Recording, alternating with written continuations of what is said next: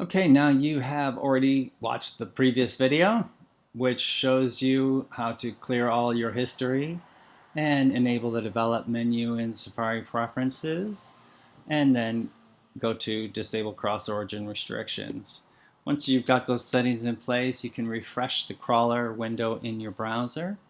Check that you've typed in the web page you want to start your crawl on. Um, and then type any keywords of interest and click the crawl button. What this is going to do is take the window and site that you want to crawl and start to add them to basically scan that page and send the data to that page to this window. See how now we have in our queued URLs, we have some more pages coming up that it's found links to, and it's add them to a queue. 7 are in the queue, 1's done. No, 2 are done and 7 are in the queue. It's found another one. Okay, so let me move this browser window out of the way while it is crawling and show you what's happening here. If I want to go slower, I can press crawl at a slower speed. If I want to go faster, I can click faster.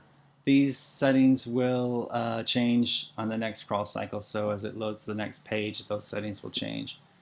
It has an 8-second delay to load the full page, 3-second delay to inject a pixel and trigger some JavaScript capturing of data on that page, and 4 seconds to send it back to the parent window and queue up the next page. So that is the loop of the crawl, and it has a done list and a queued list and an excluded list, and it builds a bunch of databases as it carries on. The databases that are built can be seen as they are just text areas. They're in JavaScript. This is basically one big form that is writing into text areas of the form. It's all client side. Nothing's going to my server. It's all going from this site here to this text area window here. That's where the data is going. Unless we check a few options to send it somewhere else, that's all it will ever be. So we have a done list, filtered out list. We have some SEO database. We have image and alt tags list. Right now my crawl is done, so it's highlighted my SEO database. I'm going to copy that, paste it into numbers. I've already done this, so I'll show you what that looks like in numbers. Scan URLs, all the different URLs, titles, headlines, keyword density per page, meta information, whether or not we found some needle in a haystack we might have been looking for, word counts, different embody text character length if we want to compare two versions of the site, like staging and production version of the site. We can do that. Number of forms, links, URLs, text, body text on the page, and then a comparison one if we were comparing two versions of the sites. HTML source or snippets of HTML source, images that we find on the page, and whether or not they have alt tags on them. So that's a summary of that database. The next one down is images and alt tags and needles in a haystack, and then incoming needles to haystack, which is something that will take the data that's in this text area and scan the data that's in this text area to produce links, a list of links that are all coming in. And I'll show you what that output is.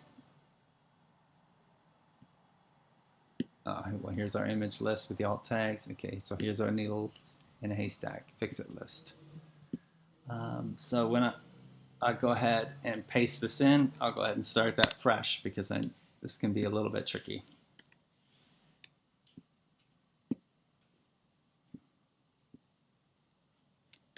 Select all, copy, paste. Paste. All right, now adjust settings to make sure you have not separated the values by a comma, but use a tab and update the table. And now that I click there and I've got all of these, copy that and go across the top. It says this bit here, just tap that and paste it in. Now you get a table that's kind of aligned. All right, so on this needle in a haystack, I've searched for the text server error. So when it was trying to go to this page, it found the body text server error on that 4 times. So we know we have an issue on that page. It's an error page. Which page do we need to change that error page link on? This is the one. So this is great because very often if you have a broken link, great, someone will tell you, oh, I tried to click there and it didn't work, but they won't tell you which page they were on when they were trying to click it. This is the page that you need to go to fix that link on. So these are really good databases for that kind of information. Next one is landing page URL, and this is based upon keyword density analysis, where the more often you use words on pages, the more relevant Google will assume those words to be as part of the topic that you're talking about on that page. And so the more densely a word is used or phrases are used, the more likely they are to appear on Google when people are searching for those words or phrases. This is assuming that your reputation, your site's reputation is good and that you're talking about a topic that Google knows you for. So there's some other factors that play into this mix, but keyword density is a bit of the mix. If you're trying to do US news, you're probably going to be hard fought by CNN and a whole bunch of other news networks. But if you're doing something that's really relevant for the organization you work for, then it will be the reputation and the keyword density all become part of the mix as to whether or not Google will serve you on the first, second, or third page of their search results. Same with Bing. Okay, so the landing page calculator spreadsheet is one that you just scroll down and copy and paste. And then once you've pasted it in, go to sort and add a column to sort by density, and then select to sort by descending order. So you get your top most dense ones up top. 48% is not a real thing. This is just a test site. It should be like 6% at the most, maybe 10 or 15 if you're really extreme. But run some filters here to keep, this list gets very large on a very large site, so you'll need to filter it to make it useful. Sometimes you'll just want to filter by 2-word kind of search, so you'll say text contains and then put a space in there and then press return. And the filter will rerun and just show you 2-word kind of phrases. Okay, so there's some useful information in these databases, one with our search engine optimization kind of things, one with our images and alt tags for accessibility and good image search results. The next one is for things that we need to fix on a site. If we configure our needle in a haystack to look for error page kind of messages, and then we do some keyword density analysis to figure out what likely page a user might land on if they're doing some searches for whatever is happening here. It might be that page because that's the most dense of our site.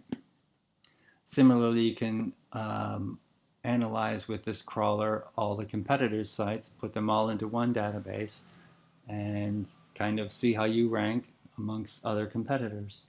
I'll do a separate video on that, so stay tuned. Here's the crawler configuration.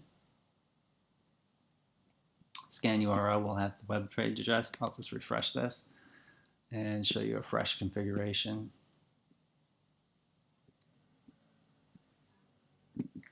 Okay, so Terry Zone is where we start our crawl on. This is the pixel URL that gets injected. You can change that to your own if you like. Here's the keyword settings. So if you want this to run off your own server, that's great. You can just type in your own server's pixel setting. I think it should be a 1x1 pixel transparent usually. Keywords of interest to you, and you can smart filter by words around it, or use that as a base of a word, or you can say no filter, just scan the density of all the words you find on the page. Or you can do a strict filter for just the keywords. Just check the density of the words that are up here and the words that are on the headline of the page you find. Crawl competitor site analysis by crawling Google and Bing. Yes, you can. And here, if you check yes, it'll ask you which terms you want to do that for, and it will crawl those search engines and add all of their top performing sites, the ones that come up on page 1, to your crawling queue, and then crawl those and add those for competitor analysis into the same databases that we've just seen for the sample site crawl.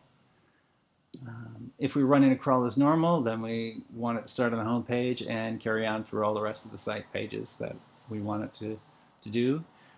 So we keep that as yes. If we just want to paste in, let's say, 5 different web addresses or however many we want, we can manually add them to the queue by pasting them in as a list of web addresses, 1 web address per line.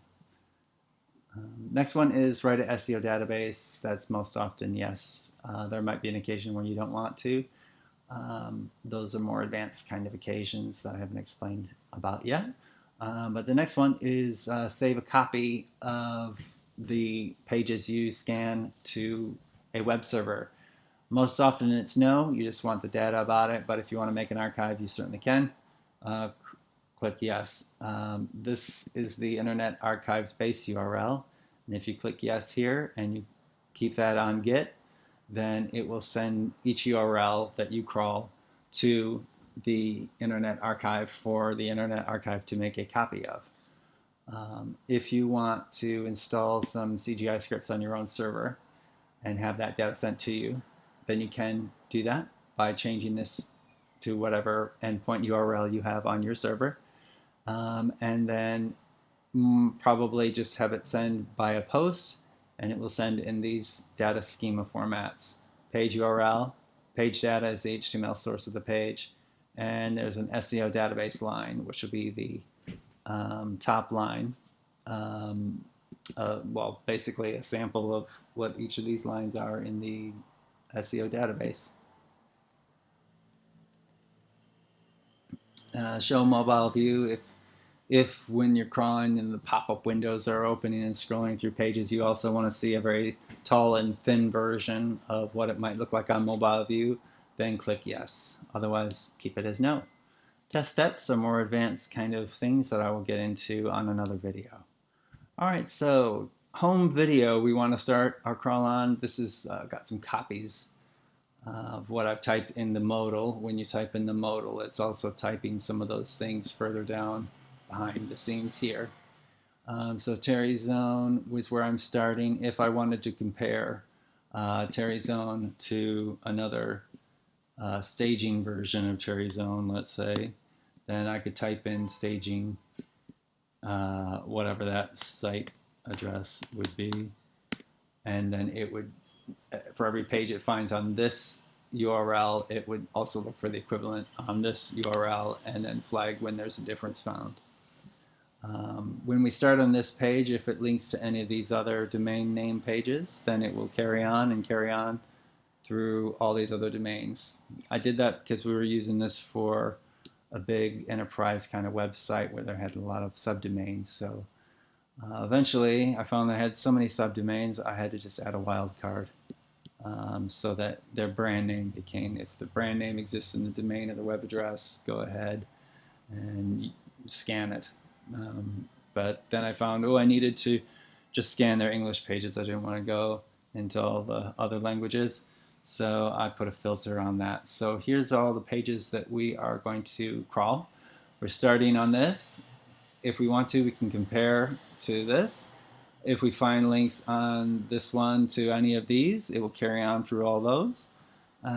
If we want to open a wildcard filter, then if that text is in the web page address to any of the links that it finds on any of these, then it will also add those to the queue and crawl those too. And if we want to put a little bit of a conditional filter on our wildcard, then we can type that in here too. Okay, so these are how we establish which pages we are going to open the door to crawl. And here's how we establish which pages we are going to close the door to crawl. We're going to filter out these from the queue. If they are admin pages, user pages, login pages, logout, RSS, data pages, submission pages, whatever your CMS or your website uses to identify admin pages, type those in. If they're in the web page address, they won't be excluded from the crawl. So that's what the logic of this is. If we want to crawl our PDFs and images separately, we can. If we want to open and close new windows each time rather than just changing the link that appears in the same windows, we can. If we want to treat hashtags like normal, we can, or for AngularJS type crawls, those sites generally are built where a link is actually loading a new page every time a hashtag appears in a web page address. So you'll want to treat those as separate pages. Both options are just checked away. Okay, so here's where we configure some needle in a haystack information. Copy and paste your error page text here. If you want it to only flag it when the error page text appears in the body, great. If you want to look for something that's in the HTML source, you can. You might need to look for it appearing in the source more than a few times, so that option's supported. If the code you're looking for is case sensitive and strange, you can put the case sensitive kind of combos there. But what will usually happen is this, when I'm checking body text, I convert it all to lowercase so that it's not case sensitive. I convert whatever you type in here to lowercase too, so it can match. Okay, so here's some more advanced filtering options for looking for a required needle in a haystack and flagging it if it doesn't exist. So if I wanted to say, let's say copyright 2018 needs to appear on every page, but if it doesn't appear, I want something to flag that like a needle in a haystack and tell me where it is. So I could just type copyright 2018 in here, and then it would tell me which ones don't have that as it carries on. Similarly, I can use this as a filter for localization. So let's say I want to start on my English site, and but I know there's a link that goes to the German site, or the German site that has a link to the English site, and I want to make sure that I find where that link is, flag it, but don't carry on building a database that merges both my German and my English. Then I can use these filters to say, look for this on the page and make sure crawl those and flag it if it's not required, and if carry on adding all the links you find on all those pages, or only if it's required on that one page. So this is a localization kind of user journey checker, QA checker, I guess. The next one is bespoke content extraction for HTML. You can take the whole HTML or snippets of HTML by the div ID and class name. If you type in the div ID and or class name here and then select which option you want, then it will extract some HTML code if that code appears on the page. Or let's say if that div ID appears on a page. So if you div a division of a page, could be the top navigation, lower footer, or the main content area, the sidebar, or something like that. So if you know what it's named in your code, you can type that in here and extract it. And then once you've done all your configurations, check the save configuration as shareable URL, which loads all of that up, submits it, and makes it so you can make a bookmark of your configured crawl and not have to go through all these configuration steps each time you want to run the crawl. Just go to your bookmark again and press crawl, and then it will carry on doing all that. Press pause, and that is, in a nutshell, the crawler.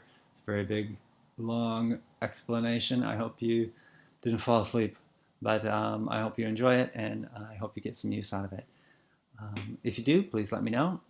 Put some comments below. Ask me questions on things you'd like it to do and how to get it to do it that way. And I'll be happy to answer. Thank you.